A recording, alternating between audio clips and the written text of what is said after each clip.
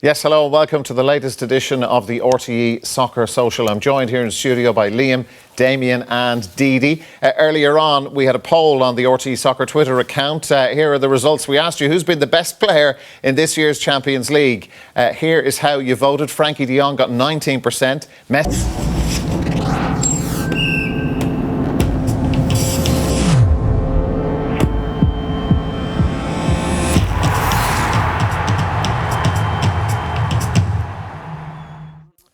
Yes, hello and welcome to the latest edition of the RTE Soccer Social. I'm joined here in studio by Liam, Damien and Didi. Earlier on, we had a poll on the RTE Soccer Twitter account. Here are the results. We asked you who's been the best player in this year's Champions League.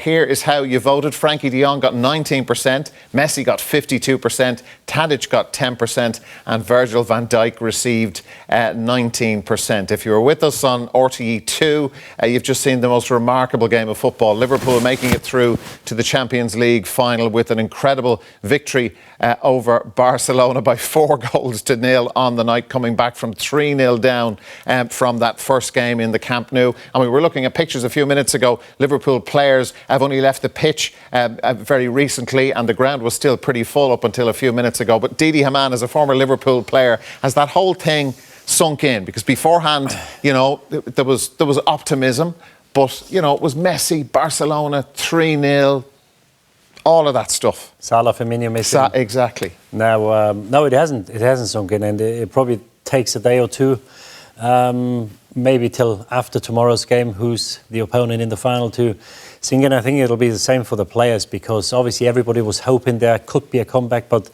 if you look what happened with the injured players, things were really going against them. Then had an injury with Robertson, who had to come off.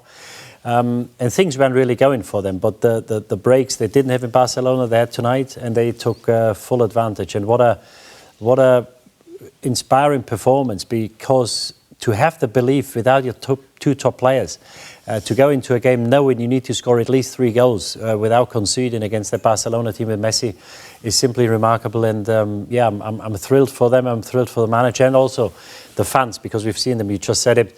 25 minutes after the final whistle, the ground was still full, and I know how much it means to the people. They lost last year in the final. They probably could have won.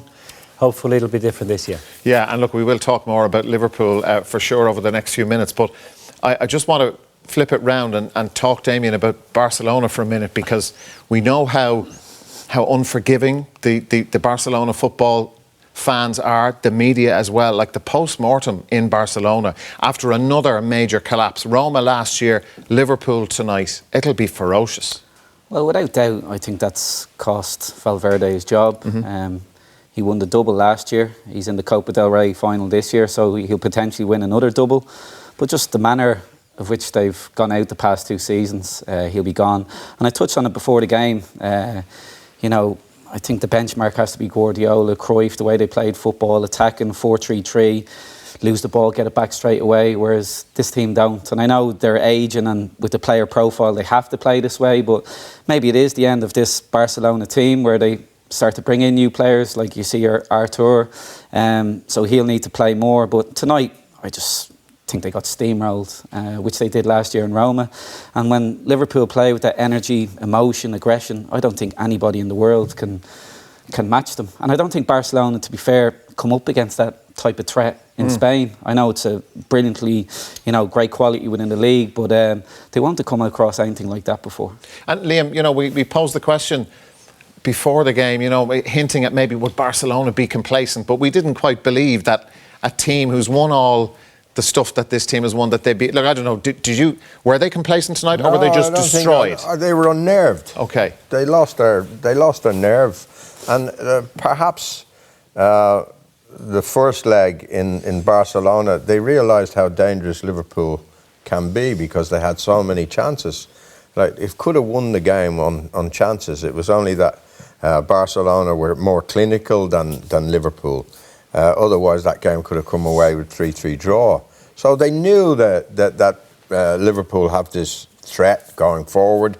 And then when they got there, of course, and the way Liverpool played, the intensity, the pressure, the tackling, the crowd, the stadium, it was all too much for a lot of those Barcelona players, particularly the back four.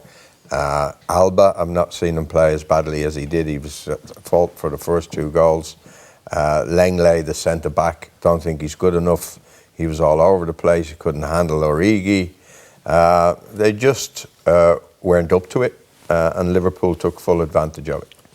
What about Sunday now, Didi? I just want to throw it forward. You know, last day of the Premier League with what's happened tonight. Like, City will have been watching that with great interest, I'm sure, this evening, Pep and all that. But, you know, could the stars possibly align to end this 29-year wait on Sunday? Well, they worked hard to align the stars tonight. Yeah. And it's still out their hands. It's in their hands in the Champions League. It's out their hands in the league. But, you know, the way things went tonight, you wouldn't put it against it, because, you know, they'll be on cloud nine now for the next few days. And I've got no doubt that they're going to be Wolves on Sunday. And then it's up to City to use that match ball, win that game, and win the league. But you know, we've seen so many things in football. I don't think too many people would have given them a chance with everything they had to deal with before the game. Who knows? Yeah, and for Klopp, you know, we did mention beforehand about the way he's able to tap into the emotion and use that perfectly for his team, and we've seen him do and heard him do that quite a lot, and he tends to pitch everything with the media just kind of at the right note. But look, he still wants a trophy. He has this record in finals, which Liverpool fans won't want to be reminded of. But to mastermind that and to get his players to do that to Barcelona tonight. Yeah, and what people want is it's a club with a rich history of success, and what they want is excitement, is passion, and memorable nights. And they had one against Dortmund, I think 3 years ago, where they needed 3 goals in the last half hour. They did it, and today everybody knew what needs doing, and they did it again. A lot is down to him. That's the team he's built now. I think it's his team. That the criticism I had in recent years was that every time there was an important game, they found a way to get beat, and that's the sign of a average team or not a class team. Now this season it's been exactly the opposite, because every time the chips were down, this team stood up to the task, and they came away with a result, and they did what needed doing. And you know, today was a summit to do what they did tonight. I'm not sure whether it'll be done against a team like Barcelona's quality in the next decade, maybe.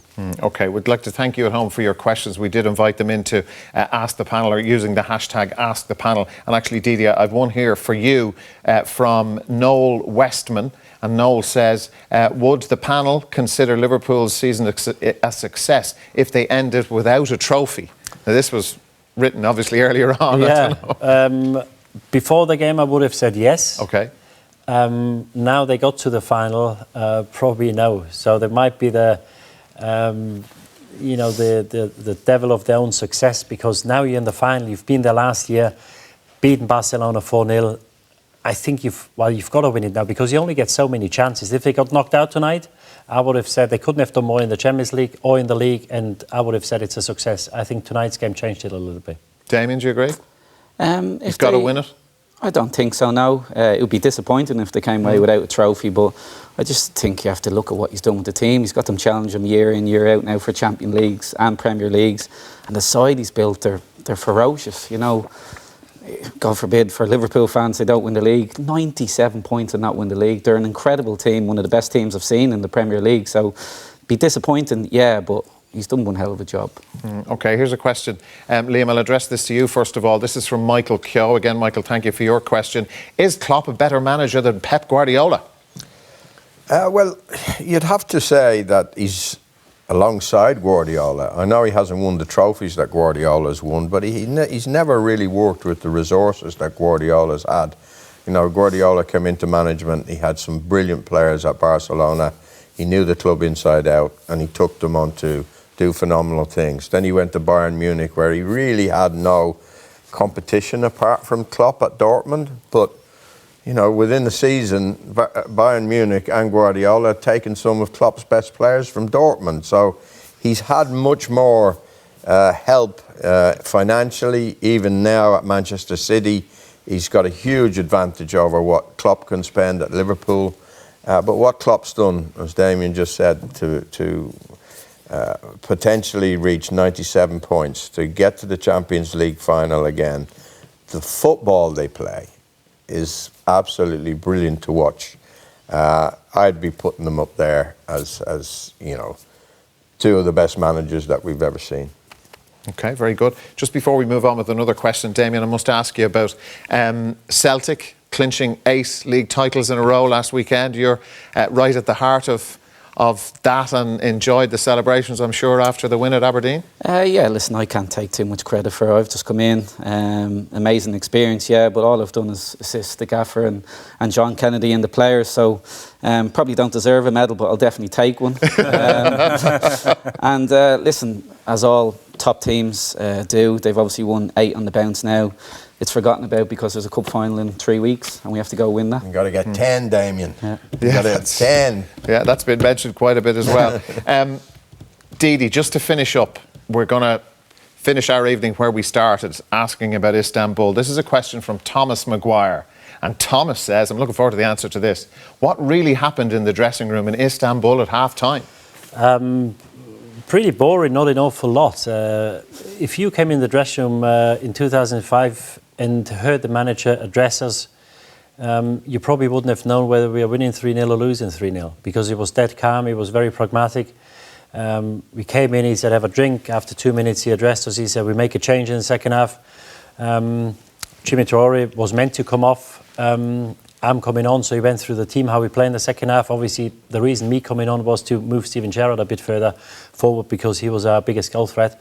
And then the most remarkable thing that happened probably was that Steve Finnan complained about a sore groin.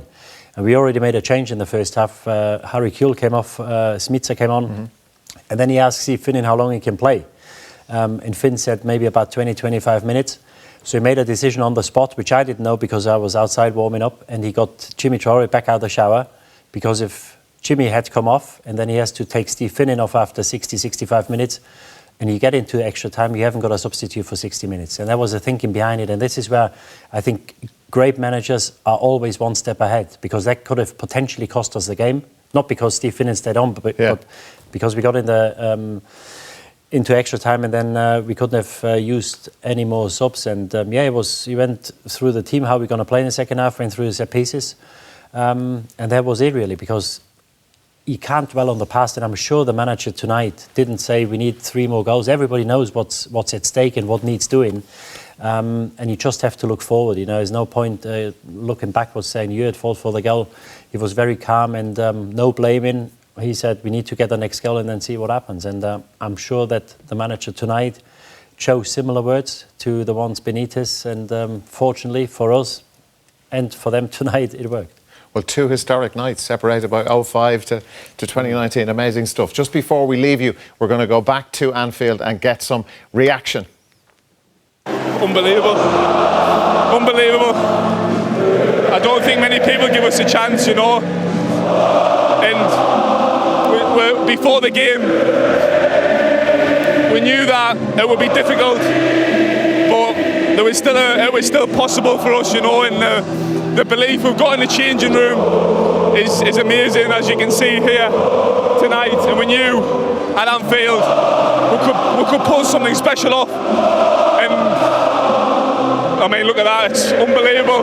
With the fans, all the lads, it's a special night at Anfield, like we've seen before, but this one's right up there with the best. Oh, absolutely. Blistering start. Once that first goal went in, you could feel the whole momentum go your way. Yeah, we wanted to start fast. We got an early goal which helped, but it wasn't just the goal, it was the overall getting after them, putting them under pressure. We're a fantastic team, but we knew that if we give everything, showed a bit of personality, showed heart, then we'd have a chance to get something. And I can't speak highly enough of the players, the manager, the staff, everybody unbelievable. No Mo Salah, no Firmino, and Divock Origi steps up. And this man, by the way, it's a brilliant corner. We've been giving him some stick because he keeps getting assists all the time, amazing, but defensively, I thought he was unbelievable. Going forward, everybody was unreal. That was a little moment of genius, Trent, to set up that fourth. I mean, it was. Have you worked on that, or was just that instinct? Obviously, I think it was just instinctive, but it was just one of the moments where you see the opportunity, and obviously Dave was switched on as well to finish it off, and it probably came at him a bit fast, but he's a top player, scored 2 goals for us tonight, and I think it's one of them where everyone will remember this moment. Divock, turn around, the cameras are waiting for you. There they are. You're stepping into Mo Salah's shoes tonight. I think you did him proud. I think it was more about the team. We did so well. We fought. We knew that today was going to be a special night. We wanted to fight also for the injured guys. So it's just special. It's hard to describe with words. You can feel it, you can hear it. So yeah, unbelievable. That's where we leave it for now. Our thanks to our colleagues at BT Sport for the interviews. And my thanks as always to Damien, to Liam and to Didi for their company here in studio. What a night. We will see you again soon. Bye for now.